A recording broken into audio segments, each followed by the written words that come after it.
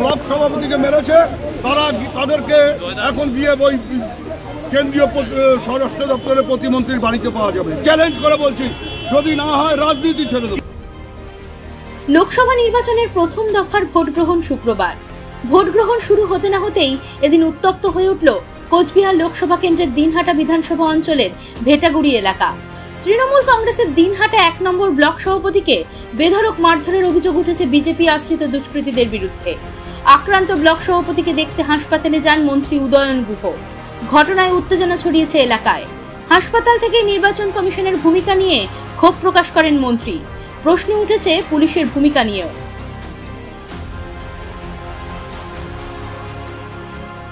প্রথমেই যাওয়ার পরেই ওকে অ্যাটাক করা হয়েছে, ওর মোবাইল কেড়ে নেওয়া হয়েছে।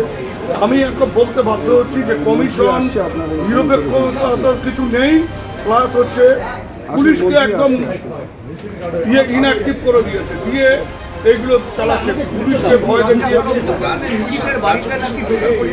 আছে বলেই তো ওরা আজকে যারা ওকে মেরেছে তারা, আমি একদম 100% পুলিশ গিয়ে নিশীথ প্রামাণিকের বাড়ি রেড করুক, ওই বাড়ি থেকে যদি না বেরোয় রাজনীতি।